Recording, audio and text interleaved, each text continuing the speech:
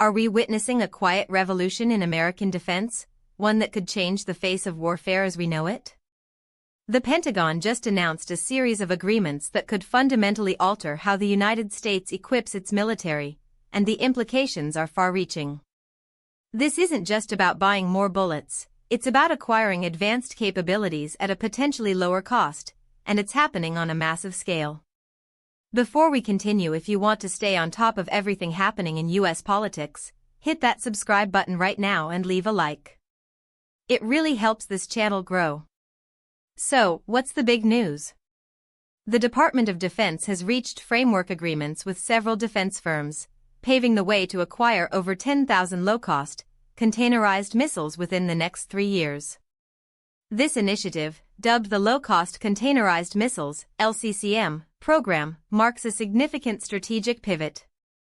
The companies involved include Anduril, Co-Aspire, Leidos, and Zone 5. These aren't necessarily the traditional behemoths of the defense industry, and that's part of what makes this story so intriguing. The Pentagon is looking for innovative solutions, and it seems to have found them, at least for now, with these partners. What exactly are containerized missiles? Think of them as missiles designed to be integrated into existing shipping containers or other standardized platforms, making them more versatile, deployable, and potentially less expensive to transport and store. This is a departure from the more specialized, often larger, and more costly missile systems of the past.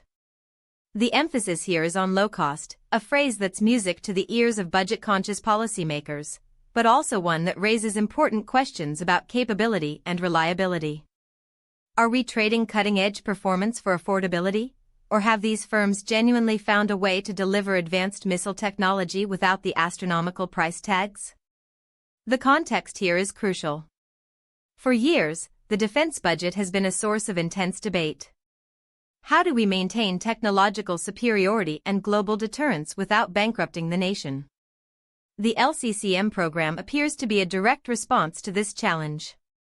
By diversifying its supplier base and focusing on modular, potentially mass-producible systems, the Pentagon is signaling a willingness to embrace new approaches. This could also be a strategic move to counter adversaries who have been developing asymmetric warfare capabilities. If you can deploy a large number of effective, low-cost missiles from a variety of platforms, you can significantly complicate an enemy's defensive calculations. Who stands to be affected by this? Well, first and foremost, the defense industry itself. Established players might find themselves facing increased competition from these newer, more agile companies. This could spur innovation across the board, forcing everyone to reevaluate their cost structures and product lines. For Anduril, a company known for its AI-driven defense systems, this is a significant validation. For Leidos, a major technology and engineering firm, it represents an expansion of its defense portfolio. Co-Aspire and Zone 5, perhaps less well-known, are now thrust into the spotlight. Then there are the geopolitical implications.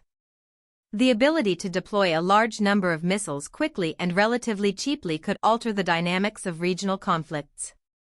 It could empower allies who might not have the budget for multi-billion-dollar missile defense systems, or it could provide a more robust, distributed deterrent for the U.S. itself. Consider the potential for these missiles to be launched from naval vessels, ground vehicles, or even fixed installations, making them a highly adaptable threat.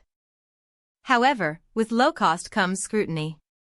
What are the trade-offs? Are these missiles as precise, as long-range, or as destructive as their more expensive counterparts? The Pentagon will undoubtedly conduct rigorous testing, but the sheer volume of this procurement suggests a degree of confidence in the underlying technology. The next 3 years will be critical in assessing the effectiveness and reliability of these systems. This deal also highlights a broader trend in defense procurement, the move towards commercial off-the-shelf (COTS) technology and agile development. Instead of lengthy, bespoke development cycles, the Pentagon is increasingly looking to leverage existing technologies and adapt them for military use. This can accelerate deployment and reduce costs, but it also requires a different kind of oversight and a different relationship with contractors.